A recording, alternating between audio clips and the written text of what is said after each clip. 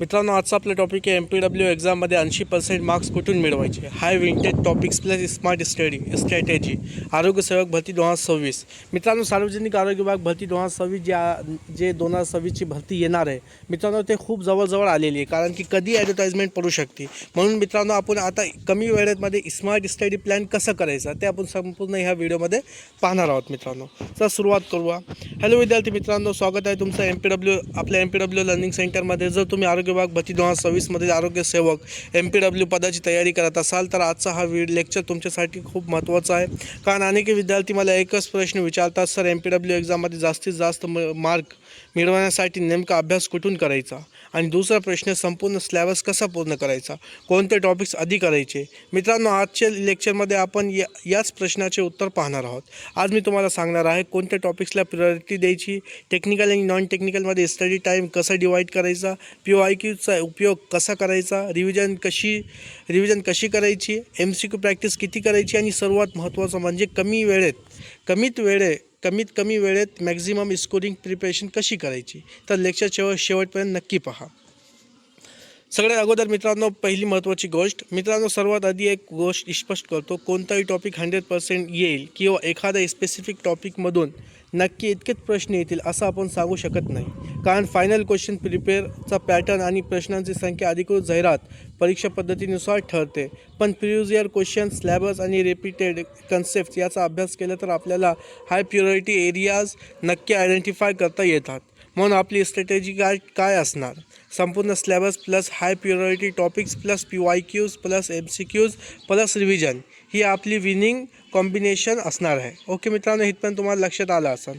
Then next point काय मित्रांनो, technical सब्जेक्टला प्रिऑरिटी द्यायची आपल्याला. जर तुम्ही MPWची तयारी करत असाल तर टेक्निकल पोर्शनकडे विशेष लक्ष द्यायचं. कारण की टेक्निकलमध्ये तुम्ही कन्सेप्ट समजून घेतला तर त्यावर आधारित अनेक वेगवेगळे MCQ सॉल्व करता येतात. म्हणून टेक्निकलमध्ये फक्त पाठांतर करू नका, कन्सेप्ट समजा, PYQ सोडवा आणि MCQ करा आणि रिव्हिजन करा. म्हणून मित्रांनो, टेक्निकलला काय करायचं मित्रांनो, विशेष एक प्रायोरिटी द्यायची. कारण की मित्रांनो, 80 मार्क्सला 80 क्वेश्चन्स असतात टेक्निकलला. 160 मार्काला फक्त MPWमध्ये आरोग्य विभागमध्ये 80 क्वेश्चन असतात 160 मार्काला, आणि 20 क्वेश्चन असतात नॉन टेक्निकलला. म्हणून सगळ्यात जास्त प्रायोरिटी द्यायची मित्रांनो टेक्निकल सब्जेक्टला.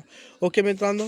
देन नेक्स्ट पॉईंट आहे मित्रांनो, टेक्निकलमध्ये हाय प्रायोरिटी टॉपिक्स. आता मुख्य भाग, मी टेक्निकल प्रिपरेशनला काही मेजर बुक्समध्ये डिवाईड करतो. जसे मित्रांनो, नंबर 1 कम्युनिकेबल डिसीज, यामध्ये विशेष लक्ष द्यायचं. मलेरिया, डेंग्यू, फायरोसिस, जॅपनीज इन्सेफ्लायटिस, काला आजार, tuberculosis, leprosy, cholera, typhoid, hepatitis, bacillary dysentery आणि इतर महत्त्वाचे कम्युनिकेबल डिसीज. ओके, प्रत्येक डिसीजसाठी फक्त डेफिनेशन पाठ करू नका, हे पॉईंट्स तयार करा. Causative agent, reservoir, source, mode of transmission, incubation period, signs and symptoms, diagnosis, treatment, prevention, control, surveillance. यामुळे एकच डिसीजमधून अनेक MCQs तयार होतात. ठीक आहे मित्रांनो. देन सेकंड पॉईंट आहे इम्युनायझेशन. दुसरा अत्यंत महत्त्वाचा एरिया म्हणजे मित्रांनो इम्युनायझेशन. यामध्ये universal immunisation programme, vaccine preventable disease, vaccination schedule, route of administration, side of administration, dose, cold chain, vaccine storage, VVM, AEFI, open viral policy, हे टॉपिक्स व्यवस्थित करा. फक्त वॅक्सिनचे नाव पाठ करून थांबू नका. उदाहरणार्थ, प्रश्न कोणत्याही अँगलने येऊ शकतो. हा वॅक्सिन कोणत्या डिसीजपासून प्रोटेक्शन देतो, रूट कोणता, कोल्ड चेनमध्ये स्टोरेज कसं, VVM म्हणजे काय. म्हणून कन्सेप्ट बेस्ड प्रिपरेशन करा. काय मित्रांनो, कन्सेप्ट बेस्ड प्रिपरेशन करा. आता मित्रांनो, मॅटर्नल अँड चाइल्ड हेल्थ. यानंतर मॅटर्नल अँड चाइल्ड हेल्थमध्ये यामध्ये antenatal care, postnatal care, high risk pregnancy, safe motherhood, newborn care, breast feedings, complementary feedings, growth and development, infant mortality, maternal mortality, low birth weight, family planning, या टॉपिक्सवर मित्रांनो focus करायचा. Okay. Then मित्रांनो, environmental sanitation. MPW प्रिपरेशनमध्ये हा भाग ignore करू नका. ज्यामध्ये safe water purification, chlorination, drinking water standards, waterborne disease, excreta disposal, sewage, solid waste management, housing, ventilation, environmental pollution, हे टॉपिक्स करा. विशेष water plus sanitation plus disease यांचा कन्सेप्ट कनेक्शन समजून घ्या मित्रांनो. ओके, हे लक्षात ठेवा. देन मित्रांनो 5वा टॉपिक आहे वेक्टर कंट्रोल. हा भाग तर MPW स्टुडंटसाठी खूप इम्पॉर्टंट आहे. यामध्ये वेक्टर म्हणजे काय, important vectors, mosquitoes, breeding place, vector control measures, larval controls, adult mosquito control, source reduction, personal protection, insecticides surveillance आणि प्रत्येक मेजर वेक्टर बॉर्न डिसीजचा vector plus causative organism plus transmission plus control हा combination तयार करा. Okay मित्रांनो. Then 6 point काय मित्रांनो, public health programmes. यानंतर नॅशनल हेल्थ प्रोग्राम्सकडे लक्ष द्या. उदाहरण TB control programmes, vector borne disease control, immunisation, national health missions, maternal and child health, family welfare, अन्य महत्त्वाचे पब्लिक हेल्थ प्रोग्राम. इथे programmes, objectives, targets, major activities या फॉर्मेटमध्ये नोट्स करा. ओके मित्रांनो. देन नेक्स्ट आहे नॉन टेक्निकल विसरू नका. आता सर्वात महत्त्वाची वॉर्निंग मित्रांनो, काही विद्यार्थी टेक्निकल स्ट्रॉंग आहे म्हणून नॉन टेक्निकलला पूर्णपणे इग्नोर करतात. ही चूक करू नका. तुम्ही टेक्निकल स्ट्रॉंग असेल तर तो मेंटेन करा, पण नॉन टेक्निकलमध्ये रोज थोडा अभ्यास करा. उदाहरणार्थ जर तुम्ही रोज 3 तास अभ्यास करत असाल तर 2 तास टेक्निकलला द्या आणि 1 तास नॉन टेक्निकलला, असं बेसिक डिव्हिजन ठेवू शकता. पण हा रेशो तुमच्या ॲक्च्युअल सिलेबस, पेपर पॅटर्न आणि पर्सनल स्ट्रेंथनुसार ॲडजस्ट करा. ओके मित्रांनो. आता नेक्स्ट पॉईंट मित्रांनो, PYQ म्हणजे काय, गोल्ड माईन. मित्रांनो एक गोष्ट कायम लक्षात ठेवा, PYQ फक्त प्रश्नांची आन्सर की नाही. PYQ म्हणजे एक्झामिनरची थिंकिंग समजण्याचा मार्ग आहे. म्हणून प्रत्येक PYQ सॉल्व केल्यानंतर स्वतःला 3 प्रश्न विचारा. नंबर 1, हा प्रश्न कोणत्या टॉपिकवर आहे. नंबर 2, याच टॉपिकवर आणखी कोणता प्रश्न तयार होऊ शकतो. नंबर 3, माझी कन्सेप्ट क्लिअरिटी आहे का. माझी कन्सेप्ट मित्रांनो क्लिअरिटी आहे का. उदाहरणार्थ जर प्रश्न VVMवर आला तर फक्त त्याचा प्रश्नाचा आन्सर लक्षात ठेवू नका. VVM म्हणजे काय, कशासाठी वापरतात, कुठे वापरतात, काय इंडिकेट्स करते, यावर आणखी प्रश्न तयार करा. ओके मित्रांनो, हे लक्षात ठेवा. देन मित्रांनो सगळ्यात महत्त्वाचा जे आपला आहे 80% प्रिपरेशन फॉर्म्युला.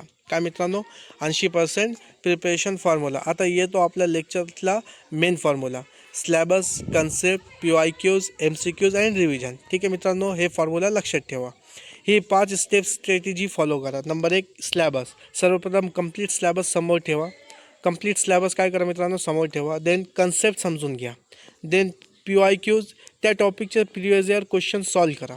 नंबर 10, MCQs, नंतर भरपूर प्रॅक्टिस करा. नंबर 5, रिव्हिजन, आणि सर्वात महत्त्वाचं रिव्हिजन.